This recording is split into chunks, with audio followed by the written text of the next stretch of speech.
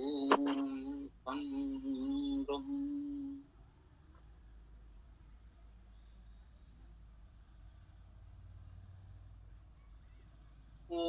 Yummy सूक्त ऋग्वेद मंडल 10 सूक्त 10 मंत्र 6 आज हम लोग प्रस्तुत करेंगे।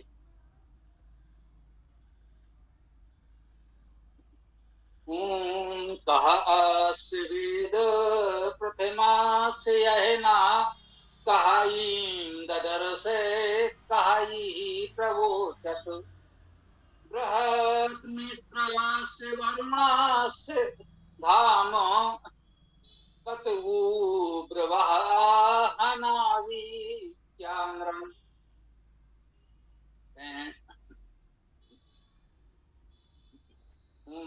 कहा अस्य वेद, कहा अर्थात कौन सर्वनाम है, अस्य इसका, वेद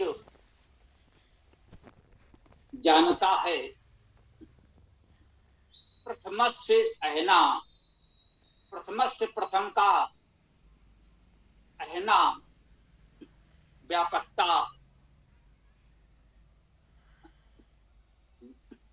कह वेद कौन जानता है, अस्य इसका, प्रथमस्य अहना इस प्रथम के अहन को, व्यापकता को कौन जानता है।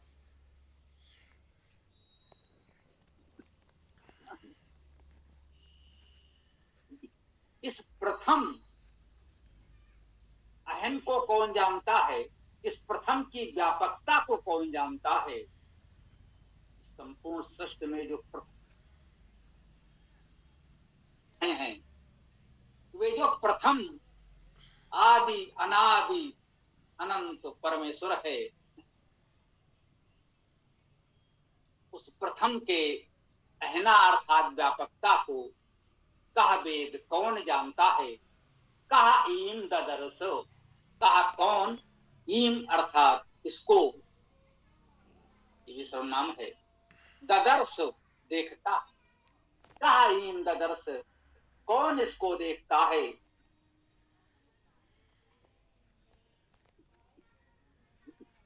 कह इह प्रवोचत, कहा कौन, इह यहाँ, प्रवोचत, प्र उपसर्ग प्रमुखता से, वोचत कहता है, वच बोलना कहना।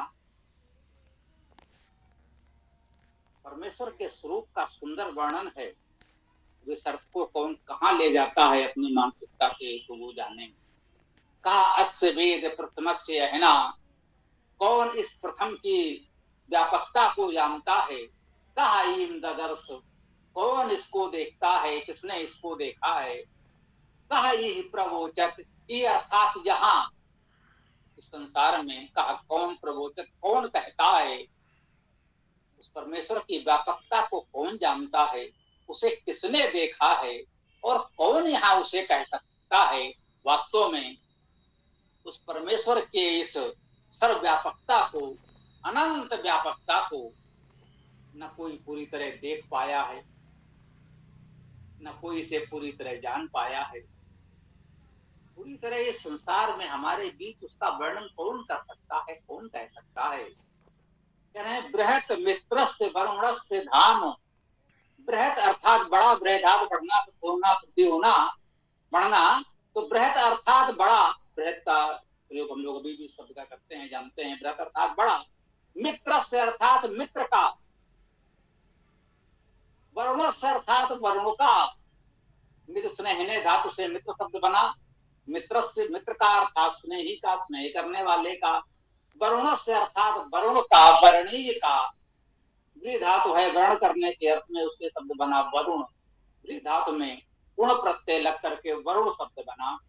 वरुण से वरुण का धाम, धारण, धारणा, धा धातु का अर्थ है धारण करना, रा धातु से राम बना, वैसे धा धातु से धाम बन गया। क्री से कर्म, ध्री से धर्म, ऐसे ये मां प्रत्यय लग रहा है, तो बस उस क्रिया का, उस धातु का एक संज्ञा रूप, नामिक रूप बन जाता है उसी अर्थ में। बृहत मित्र से वरुण से धाम, उस मित्र और वरुण के बृहत धाम को कत वो प्रवाह, कत कैसे, ऊ ही निपातव्य है, ऊ तो तत्व्य ही है या सर्वनाम भी कह सकते हैं। कत वो प्रवाह, कौन ही उसे कह सकता है। प्रवाह ये ब्रू धातु कहने के अर्थ में है। ब्रवा में कहता हूं, इस प्रकार के प्रयोग हम लोगों ने सुने हैं। उससे बना यहाँ ब्रवाह, ये संभवतः वैदिक प्रयोग है जो लौकिक संस्कृत में न मिले। कत वो ब्रवाह, कौन ही, कैसे उसको कहा जा सकता है, कौन उसको।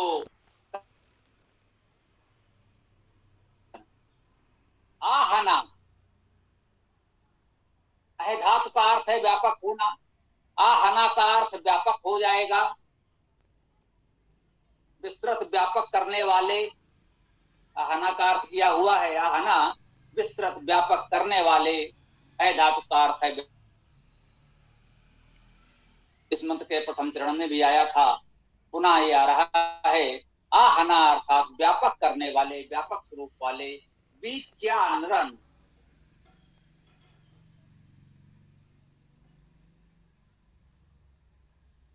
बीच्या अर्थात बीच द्वारा। अब बीच का अर्थ है गति ज्ञान पूजा द्वारा। नरन अर्थात नरों को, प्रेरकों को, ले जाने वालों को। इंद्रिय धातु का अर्थ है ले जाना, ये ध्यान रखिए। तो इसमें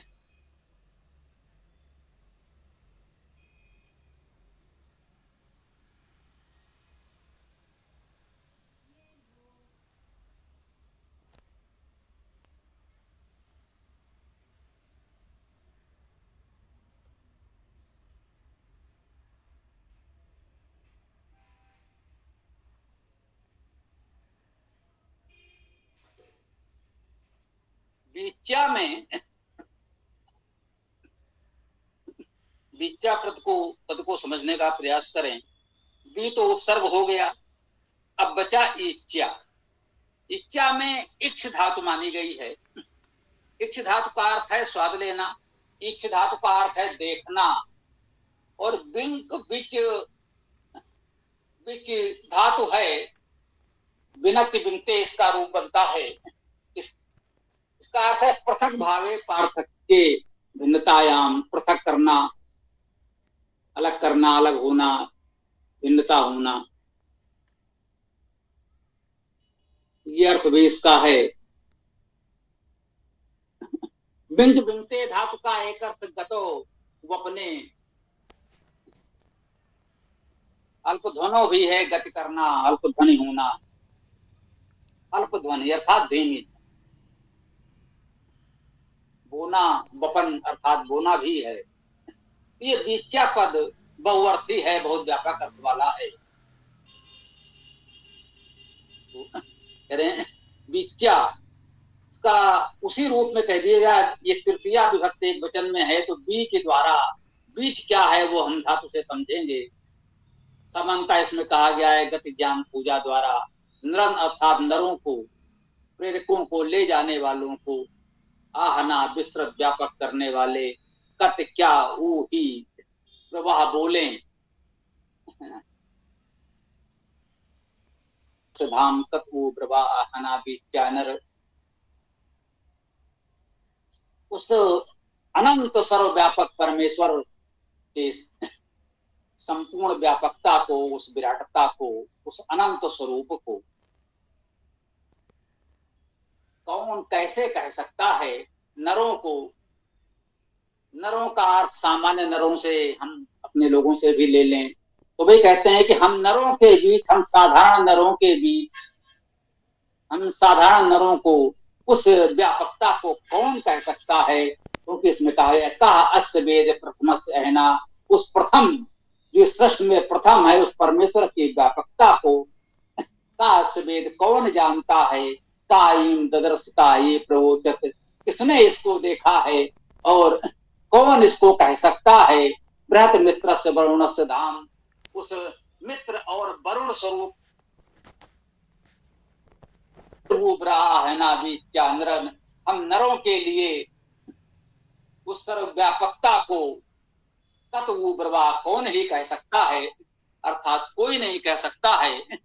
उस संपूर्ण व्यापकता को पूरी तरह कोई जान नहीं सकता, देख नहीं सकता, समझ नहीं सकता, हमारे बीच कोई कह नहीं सकता। हम अपनी सामर्थ्य के अनुसार वेद का स्वाध्याय करके, वेद का अनुशीलन करके उस स्वरूप का एक आभास कर सकते हैं, समझ सकते हैं। उस अनंत विराट सर्वव्यापक परमेश्वर के स्वरूप को वेद के स्वाध्याय अनुशीलन के द्वारा हम एक रूपरेखा समझ तो सकते हैं, लेकिन पूरी तरह से उसको जान पाना, समझ पाना, कह पाना हम साधारण नरों के बस की बात तो नहीं है। वो हमारी सामर्थ्य से परे है। कथे कहते हैं वेद के द्वारा हम उसे बहुत कुछ जान समझ सकते हैं, जितना उपयोगी है हम उसका अनुभव कर सकते हैं। उस विराटता को पूरी तरह व्यक्त नहीं कर सकते, उस सर्वव्यापकता को पूरी तरह व्यक्त नहीं कर सकते। तो परमेश्वर के इस उत्तम स्वरूप का कितना सुंदर वर्णन इस मंत्र में किया गया है। ये यम यमी संवाद है जी, हम अपने सभी साथियों को स्पष्ट कर दें, ये यम यमी संवाद कह रहे हैं आप, ये यम यमी सूक्त है, बस इसे इतना ही रखें, संवाद नहीं ना। आप देख रहे हैं ये छठा मंत्र आज हम लोगों ने रखा, इस सूक्त के 6 मंत्रों की व्याख्या कर चुके। स्पष्ट है इसमें कहीं दो लोगों के मध्य संवाद जैसी कोई चीज नहीं है ना। ये दो लोगों के बीच संवाद जैसा कुछ इस सूक्त में नहीं मिल रहा है। जैसे सभी सूक्तों में होता है वैसे ही परमेश्वर का वर्णन किया जा रहा है, इसलिए इसको यम यमी सूक्त कहा जाता है, यम यमी संवाद नहीं कहा जा सकता है। ये कुछ लोगों ने हो सकता है प्रचारित कर दिया हो संवाद के रूप में। वेद में जब कोई व्यक्ति ही नहीं है तो संवाद कैसे संभव है। वेद में तो मंत्र दृष्टा ऋषि उस परमेश्वर के दिव्य स्वरूप का वर्णन कर रहा है, संवाद किसी से नहीं है।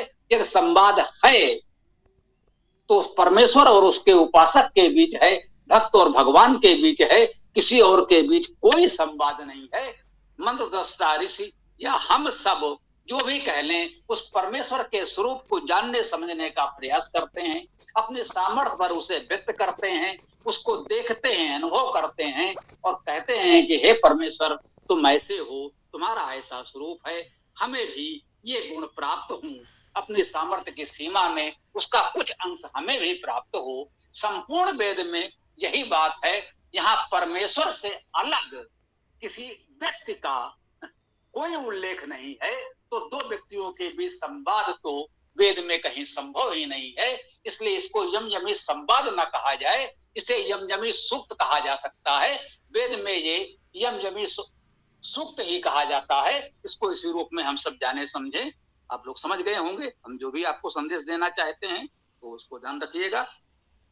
अब हम यहाँ से अपने मंत्र व्याख्या को विराम देते हैं। आप लोगों का जो भी प्रश्न विचार आदि हो तो प्रस्तुत कर सकते हैं। ओम खम ब्रह्म।